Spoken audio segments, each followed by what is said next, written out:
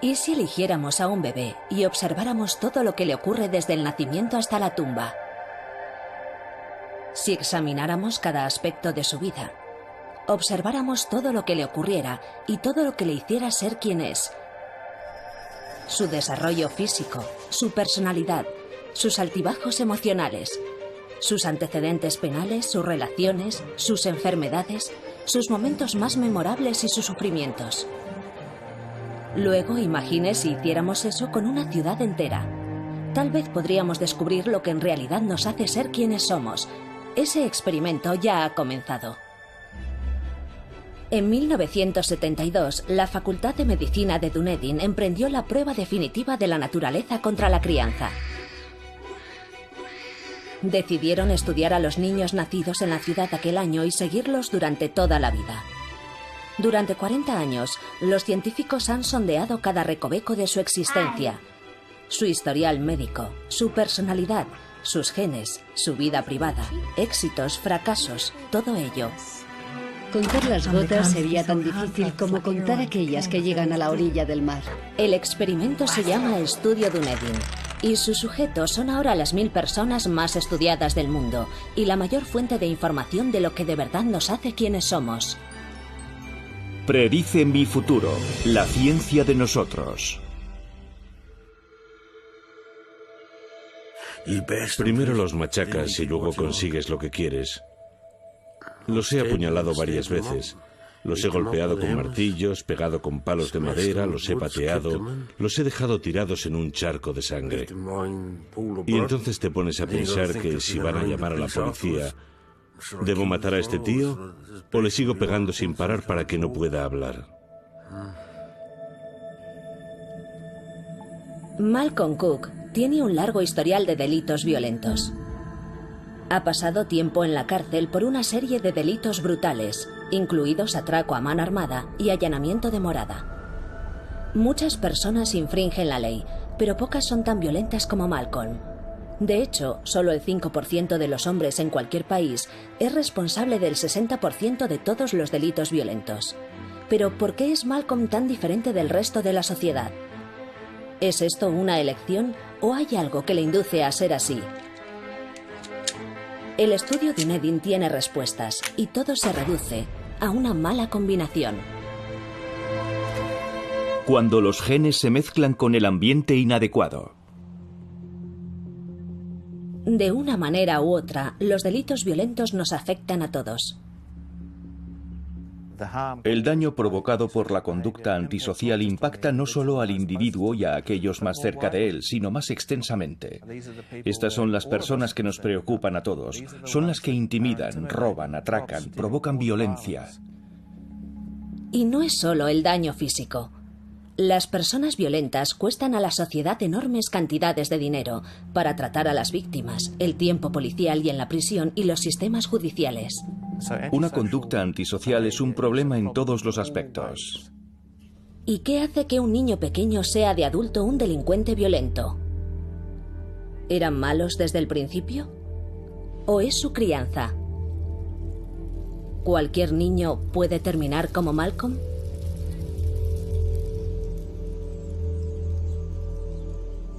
La profesora Terry Moffitt es la directora adjunta del estudio longitudinal Dunedin. Ha pasado décadas estudiando a los delincuentes violentos y cómo abordar el problema. Casi todo lo que hacemos por la gente joven que comete delitos es esperar a que hayan sido condenados en varias ocasiones diferentes y al final los enviamos a prisión y para entonces ya han cometido muchos delitos y han hecho daño a muchas personas. Y muchos esfuerzos para rehabilitarlos, estando ya en prisión, han demostrado no ser muy efectivos. Si la rehabilitación y la cárcel no funcionan, ¿podemos prevenir que los niños se conviertan en personas violentas o en delincuentes? Después de observar 1000 vidas en detalle, el estudio Dunedin estaba en una posición perfecta para averiguarlo. No eran los primeros que lo intentaban. En 1775, Johann Lavater publicó Ensayos de fisionomía. Un hombre malvado caminaba con un rictus obstinado en la boca. Lavater creía que el carácter moral de un hombre se expresaba en su apariencia física. Concebía maldades continuamente, buscaba la discordia. Basándose en esta idea, 200 años más tarde, Sir Francis Galton concibió un plan para identificar a futuros delincuentes creando retratos tipo de delincuentes conocidos. El sistema falló estrepitosamente, pero otra idea de Galton, usar las huellas dactilares para atrapar a los delincuentes, tuvo un enorme éxito. Al entrar en el siglo XX, el asunto se había convertido en una discusión sobre la herencia contra el ambiente. ¿Los delincuentes violentos nacen así o se crean durante su crianza? El estudio Dunedin se dispuso a hallar una respuesta. Pudimos retroceder en el estudio Dunedin, estudiar los datos que habían sido recopilados y preguntar ¿a qué edad crees que se puede predecir que alguien se pasará la vida delinquiendo? El estudio comparó el historial infantil de todos los miembros con su comportamiento de adultos. ¿Problemas graves en sus relaciones de amistad? ¿Cuántas veces ha llevado un arma oculta? ¿Ha herido de alguna manera a algún miembro de su familia? ¿Y amenazar a alguien para obligarle a tener sexo con usted? Los investigadores detectaron una tendencia. Casi todos los adultos violentos tenían algo similar en su crianza. Lo que todos tenían en común era una historia de maltrato y negligencia antes de cumplir los 11 años. Los niños maltratados tenían muchas más probabilidades de convertirse en delincuentes violentos, pero no es una pauta definitiva. Muchos niños maltratados al crecer se convierten en miembros perfectamente normales de la sociedad. Pueden estar deprimidos y puede que beban demasiado, pero tienden a no tener nada que ver con la violencia y algunos de ellos tienen mucho éxito. Poseen su propio negocio, tienen relaciones cálidas y afectuosas con sus esposas e hijos. Así que tenía que haber otra cosa, quizá algo dentro de ellos, y eso nos impulsó a buscar un gen. En el estudio Dunedin decidieron analizar los genes de los sujetos de pruebas. En el año 2003, el estudio estableció aquí un laboratorio genético, en la Universidad Duke de Carolina del Norte. La información genética la contrastaron con la enormidad de datos históricos que ya tenían archivados. Esto lo han enviado desde Dunedin congelado. Sí, llegaron congelados y tardaron unas 24 horas en llegar. Sin embargo, como los seres humanos tienen decenas de miles de genes, los investigadores tuvieron que decidir por adelantado en qué genes concentrarse. La ayuda llegó cuando una mujer holandesa entró en una comisaría de policía con un problema que hacía peligrar su vida: los hombres de su familia. Muchos, incluido su hijo, eran excesivamente violentos y agresivos. Un familiar intentó atropellar a su jefe con un coche. 2 eran pirómanos. Otro intentó violar a su hermana a punta de navaja y más tarde apuñaló a un guardia de la prisión en el pecho con una horca. Cuando buscó en el árbol genealógico, encontró que contenía una larga línea de hombres excepcionalmente violentos. Las pruebas genéticas revelaron que todos los hombres tenían una variante de un gen común llamado MAOA. Era la pista que los investigadores de Dunedin habían estado buscando. En ese momento, volvimos a nuestro banco de ADN y buscamos esa variante del gen MAOA entre los miembros de nuestro estudio. La variante del gen MAOA en los hombres holandeses significaba que con una pequeña provocación se sentían fácilmente frustrados y muy agresivos, que es un comportamiento común en los delincuentes violentos. A veces empieza cuando voy a recaudar el dinero de la gente que no paga las facturas o cualquier cosa. Llamo a la puerta, lo intento de la manera normal, hablo, pero nunca funciona. Así que les golpeo directamente en la cabeza, los arrastro dentro y les quito lo que deben y más. Todo lo que tengan. ¿El gen MAOA podría ser el responsable de la violencia criminal? El estudio Dunedin estaba a punto de averiguarlo.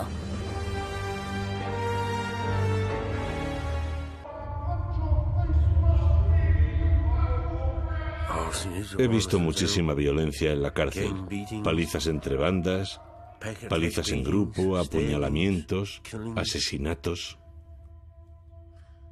Si quieres estudiar la violencia, Las prisiones son un laboratorio perfecto. Hay un montón de personas que son exactamente como yo. La cosa se reduce a quién es el más grande, quién es el mejor. Y todo se decide con amenazas y violencia. ¿Por qué los delincuentes violentos como Malcolm son tan brutales y agresivos? El estudio Dunedin quería averiguarlo. La primera pista llegó de una familia violenta que tenía una variante del gen MAOA.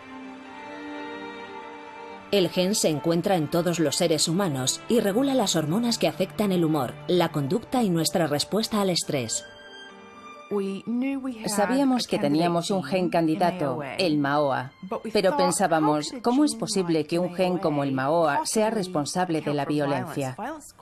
La violencia es algo muy raro, pero los alelos del MAOA son muy comunes, más o menos un tercio de la población tiene la forma debilitada. Por eso pensamos que el gen solo no podía explicar la conducta violenta. Al mismo tiempo que el estudio Dunedin estaba buscando la causa de los delitos violentos en los seres humanos, el Instituto Nacional de la Salud de Estados Unidos estaba buscando lo mismo en los monos. Son un excelente modelo para estudiar lo que vemos en los seres humanos.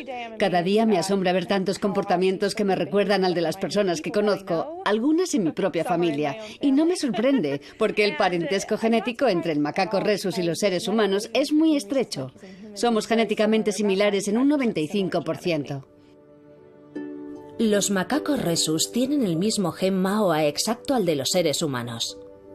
Y como en los seres humanos, el gen tiene dos formas: una versión corta y debilitada y una versión larga de gran actividad.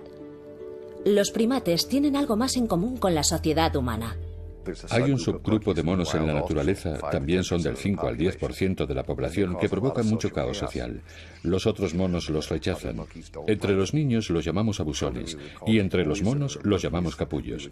Otros monos no quieren jugar con ellos igual que otros niños no quieren jugar con los abusones. Y lo más importante es que la intensidad de la agresión aumenta hasta el punto en el que alguien sale herido.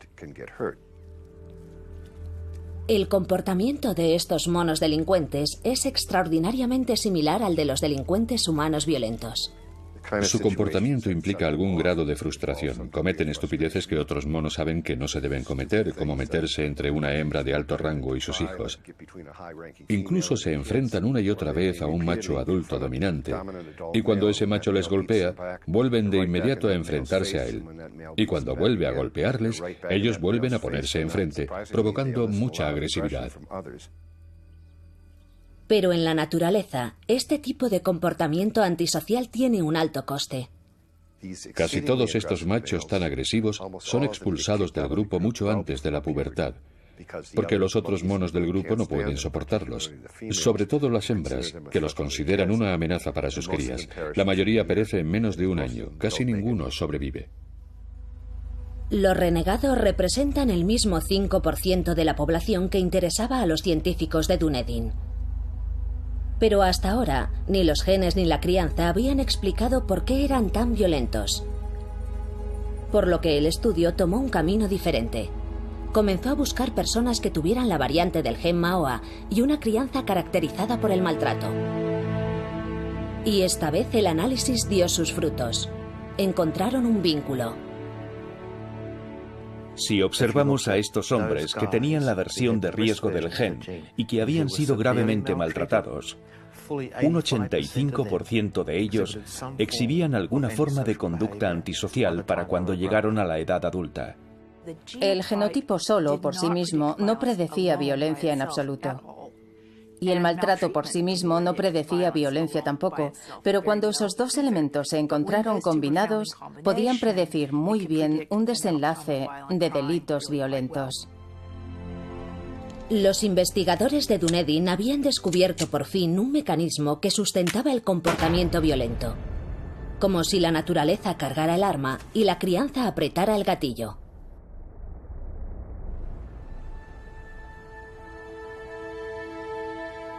Malcolm Cook no forma parte del estudio, pero su infancia fue dañada por terribles maltratos y negligencia. A mis padres les quitaron mi custodia cuando yo tenía 23 meses de edad, por malnutrición, maltrato, y sí, vivía en condiciones miserables, y ellos consumían alcohol y drogas. Recuerdo una vez que me encadenaron a un árbol.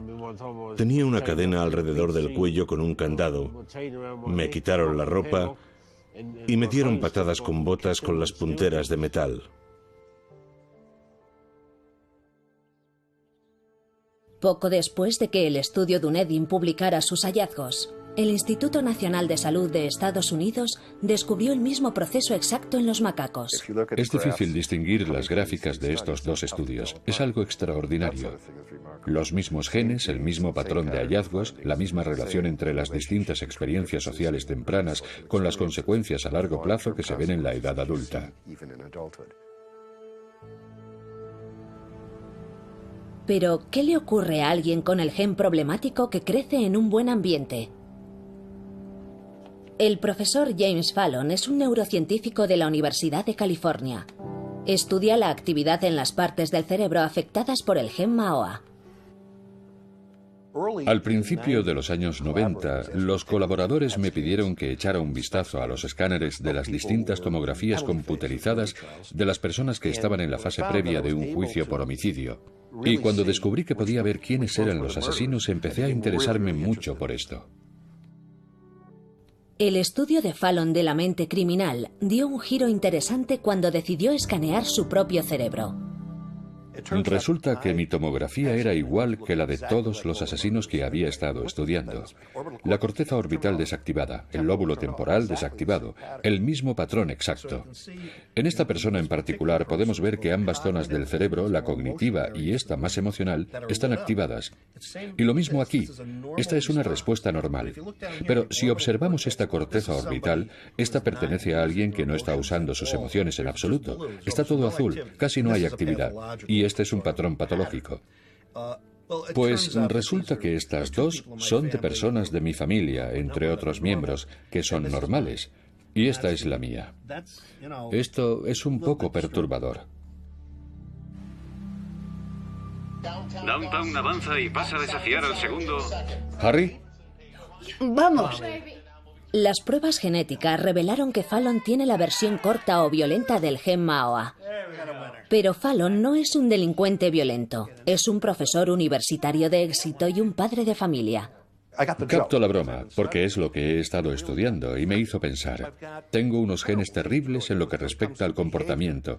Y además mi patrón cerebral parece el de alguien que debería ser impulsivo y agresivo, una persona violenta. Si observas esas dos cosas, dirías que este hombre es alguien que está en la cárcel o a punto de entrar en ella. La investigación reveló otra sorpresa para Fallon. Había 7 asesinos convictos en el árbol genealógico de su padre. Bien, se acabó la fiesta. Ahora estas señales empezaron a acumularse y se convirtió en algo personal. Tuve que tragarme mis palabras, ya que siempre había pensado que la genética era determinante, que el 80% de quienes somos lo dictaminan los genes. Y tuve que retractarme. James, ¿tienes esta palabra? Ese tercer elemento que falta fue que me criaron muy bien, sin maltrato de ninguna clase. Así que tengo no solo que agradecer a mi madre por mi crianza, sino también admitir ante mis colegas que estaba equivocado, que había infravalorado el papel del ambiente y su interacción con los genes. El 30% de la población tiene la versión de riesgo del gen MAOA, pero la abrumadora mayoría no son personas violentas. Si observas cualquier centro comercial, 1/3 de las personas tiene el genotipo MAOA de baja actividad y está paseando por allí haciendo sus compras navideñas y sin participar en ningún acto de violencia en absoluto. Así que son las circunstancias ambientales muy especiales las que permiten que el genotipo de riesgo se exprese en términos de conducta criminal.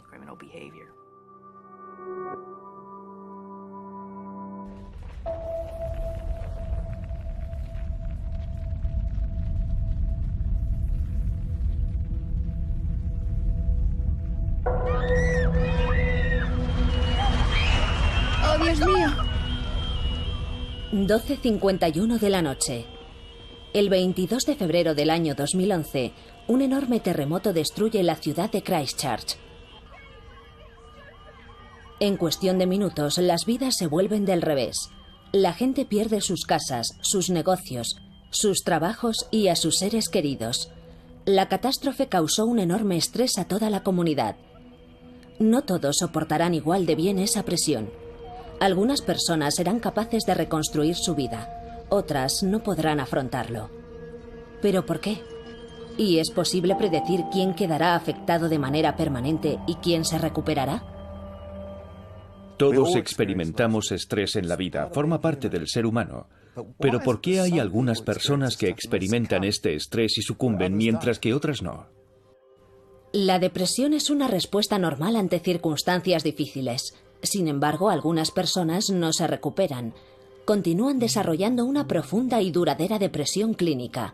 Casi 1 de cada 5 personas experimentará un episodio grave de depresión clínica durante su vida, y la Organización Mundial de la Salud cree que se convertirá en la principal causa de discapacidad en todo el mundo dentro de 10 años.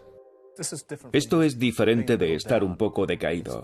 Es muy doloroso hasta el punto en que no puedes hacer las cosas que haces normalmente. No puedes concentrarte. A veces ni siquiera puedes salir de la cama por la mañana. Pierdes todo el placer, la pasión, la fuerza vital. Las personas que han estado deprimidas clínicamente hablan de que es una de las experiencias más perturbadoras y desagradables que han tenido la desgracia de sufrir. Y el coste no es solo psicológico. Se calcula que la depresión es responsable de $19.000 millones en pérdida de productividad solo en Estados Unidos. ¿Alguna enfermedad grave o accidente de un miembro cercano de la familia? Sí. Los investigadores de Dunedin especularon que la depresión podría ser otro efecto medioambiental en un gen, un efecto provocado por un estrés abrumador.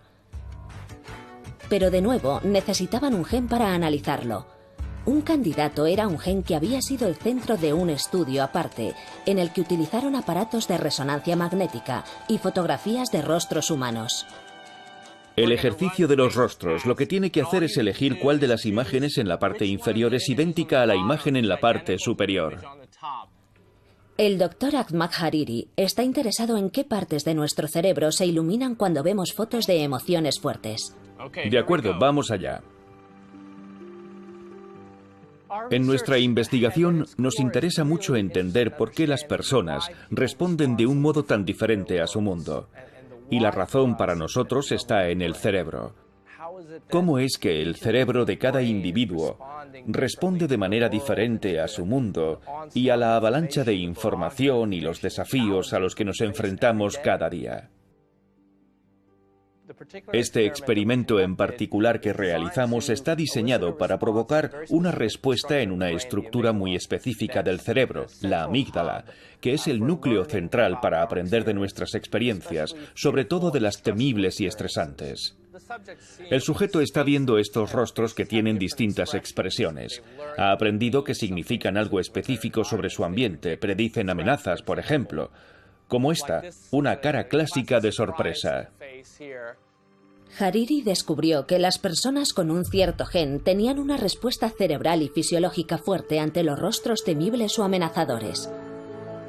El gen en cuestión se llama el 5-HTT, el gen transportador de serotonina. Como el gen MAOA aparece en una forma corta y otra larga. Cuando el estudio Dunedin buscó una interacción entre el gen 5-HTT y el estrés, encontraron una pauta. Cuanto más estresantes fueran los sucesos en la vida de un miembro del estudio en los últimos 5 años, más probable era que desarrollara un episodio de depresión si tenía la versión corta del gen transportador de serotonina.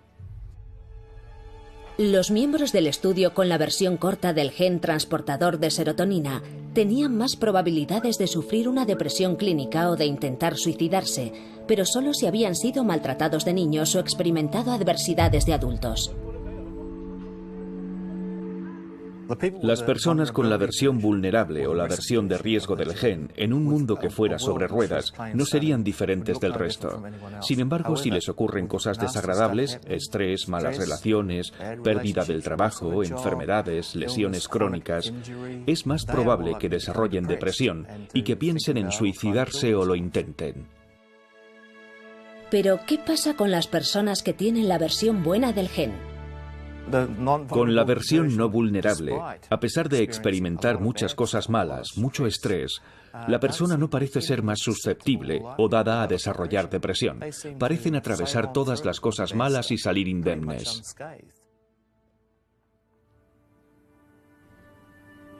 De vuelta en Virginia, el Instituto Nacional de la Salud encontró una interacción idéntica en los macacos. Los animales con la versión corta del gen, criados en ambientes estresantes, desarrollaban síntomas comunes de depresión. Encontramos los mismos síntomas exactos en los macacos en cuanto a las características de conducta de la depresión. Aislamiento social, falta de interés en actividades sociales, un descenso en los niveles de actividad. Y estos supuestos monos deprimidos podían ser tratados con éxito con antidepresivos humanos comunes como el Prozac. Así que teníamos un buen argumento para defender que estos macacos estaban deprimidos. Los hallazgos eran los mismos que los del estudio Dunedin en seres humanos.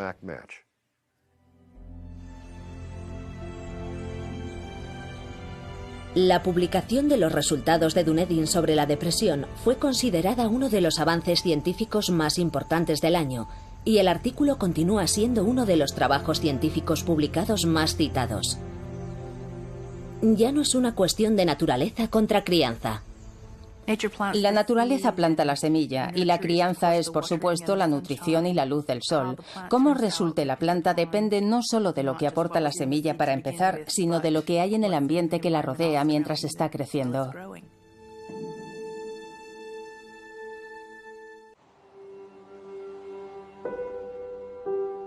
El estudio Dunedin ha demostrado que nuestro ambiente puede cambiar el modo en que operan nuestros genes. Los genes no necesariamente tienen resultados fijos. Pueden ser activados o movilizados por sucesos en la vida de las personas.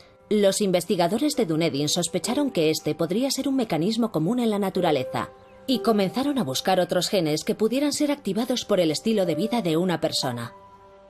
Esta vez queríamos usar una circunstancia ambiental que no fuera una circunstancia social, no un suceso vital estresante, no un maltrato infantil, sino algo químico. La sustancia química en la que se centraron fue el cannabis, la droga ilegal más ampliamente consumida en el mundo.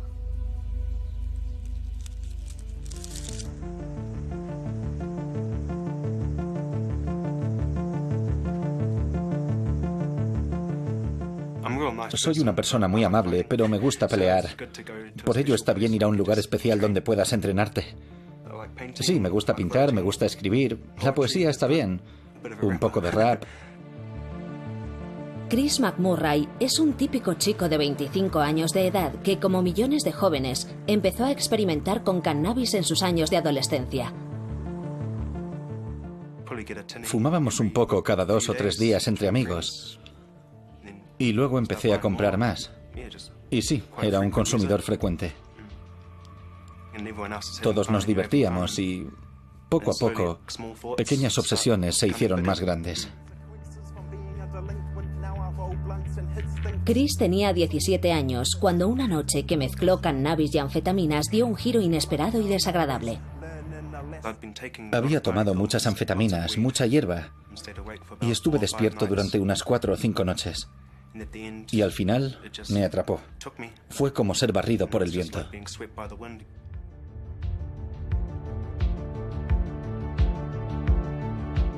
Estaba totalmente maníaco, muy colocado y no lo sé. Superaba todo lo que había sentido hasta entonces. Estaba totalmente delirante. Creía que podía leer la mente a mis amigos. Pensé que uno de mis mejores amigos intentaba matarme. Y entonces pasó un coche blanco y luego uno azul. Luego un coche blanco y luego uno azul. Eran los mismos coches, repitiéndose una y otra vez. Y todo eso me hizo perder el control. A Chris le diagnosticaron psicosis inducida por drogas. Tardé 3 días en comprender que estaba en un hospital. Estaba en cuidados intensivos, miré a la pared y ponía ala de salud mental para jóvenes. Y le dije a la persona que estaba a mi lado, ¿esto es un ala de salud mental? Me contestó, sí. Por desgracia, los síntomas de Chris no desaparecieron. 8 años después, continúa sufriendo de esquizofrenia. Como norma, una persona de cada 100 sufre de esquizofrenia. Sin embargo, un 10% de los miembros del estudio que consumían cannabis de manera regular de adolescentes desarrollaron la enfermedad. Esto es 10 veces el índice esperado. Los investigadores de Dunedin sospecharon que algo más estaba interactuando con la droga que la volvía especialmente problemática para los jóvenes consumidores. Pueden imaginar que la gente es muy reticente a creer que fumar cannabis pueda llevar a alguien a desarrollar síntomas psicóticos, porque hay muchas personas que consumen cannabis y muchas de ellas no desarrollan psicosis. Pero un elemento importante en esta historia son los genes. El 80% de los miembros del estudio fumaron cannabis antes de cumplir los 26 años, y por supuesto la mayoría no había desarrollado esquizofrenia. Estaba claro que el consumo de marihuana no era una causa en sí misma, por lo que el estudio hizo un examen más concreto de los genes de los sujetos de pruebas y de un gen en particular. El gen que elegimos estudiar se llama COMT. Fue interesante porque sus efectos en el cerebro se producen en los mismos sistemas cerebrales donde funciona el cannabis. Y sabemos que esos sistemas son anormales en las personas que desarrollan esquizofrenia. Por eso era un buen candidato para examinar en un principio. Descubrimos que las personas con el genotipo de riesgo de ese gen tenían más posibilidades de desarrollar psicosis a los 20 años si habían sido grandes consumidores de cannabis antes de cumplir los 15 años. Una vez más, el estudio Dunedin había encontrado pruebas de que algo externo podía modificar el resultado de un gen, pero esta vez no era algo social, era una sustancia química. El gen COMT no estaba relacionado con la esquizofrenia a no ser que fumaras cannabis, y el cannabis no estaba relacionado con la esquizofrenia a no ser que tuvieras el genotipo de riesgo. Este hallazgo de la interacción del gen con el medio ambiente es un gran ejemplo para demostrar que el ambiente puede amplificar el riesgo genético que algunas personas llevan consigo para desarrollar problemas de salud mental más tarde en su vida. Los problemas solo los tuvieron aquellos con el gen COMT, que consumieron cannabis antes de los 18 años. Las personas con el gen que empezaron a consumir cannabis de adultos no se vieron afectadas. Chris maneja su enfermedad con una mezcla de antidepresivos y terapia cognitiva. Ojalá no hubiera tomado drogas. Ojalá no hubiera fumado hierba. Ojalá no hubiera fumado tanto como fumé. Ahora todo me está pasando factura. Y es difícil. Los miembros del estudio Dunedin eran adolescentes a mediados de los años 80. La potencia del cannabis que se vendía en la calle ha aumentado notablemente desde entonces y el número de adolescentes que la consumen en todo el mundo está creciendo. En la actualidad, las encuestas nos dicen que cada vez más gente joven está probando el cannabis y que creen que no tendrá consecuencias negativas para ellos. Por lo que habrá más personas afectadas por esta situación hoy de las que hubo entre los miembros del estudio Dunedin.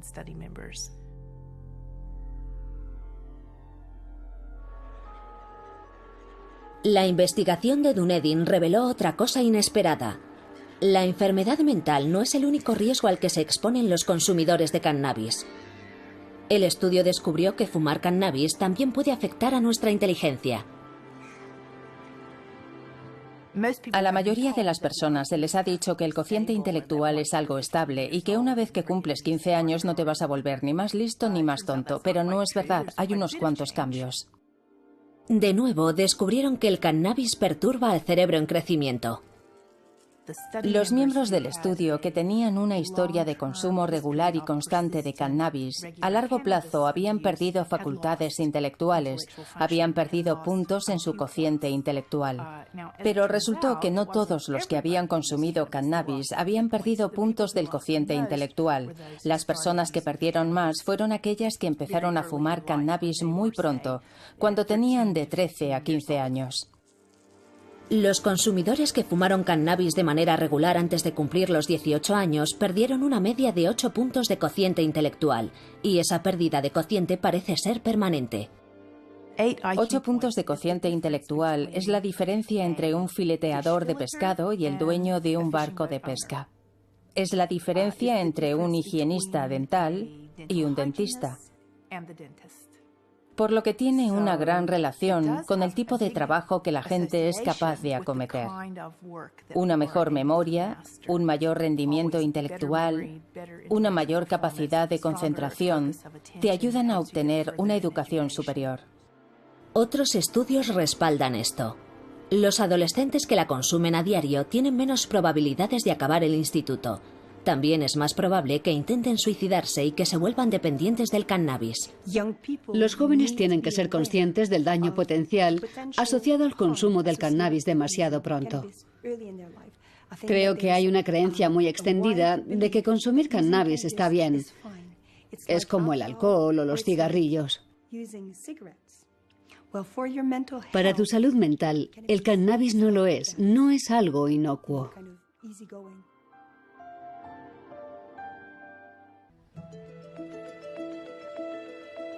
El estudio Dunedin había descubierto un mecanismo que vincula genes de riesgo con acontecimientos vitales que cambian el resultado de esos genes a peor. Pero podría no ser tan sencillo. No son necesariamente genes malos los que causan la depresión o una conducta violenta. También podrían tener una función positiva. Es verdad que algunas personas, debido a ciertos caracteres genéticos, son más susceptibles a los efectos negativos de la adversidad. Pero es fascinante y muy curioso que esos mismos genes den a esas personas más probabilidades de beneficiarse del apoyo y enriquecimiento del medio ambiente.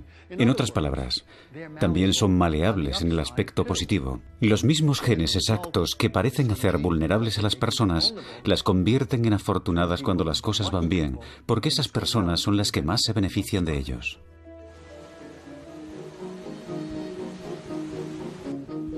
Lo que al principio parecían genes malos podrían ser en realidad genes buenos para algunas personas en las circunstancias adecuadas. James Fallon cree que él podría ser una de esas personas. Si observamos mis genes, la genética diría que yo sería una persona muy agresiva, y es probable que también antisocial. Tengo muchas de las características que la gente tiene con estas combinaciones genéticas, pero no soy un delincuente. No he estado en la cárcel. Soy más bien un buen chico. Pero soy agresivo y detesto perder.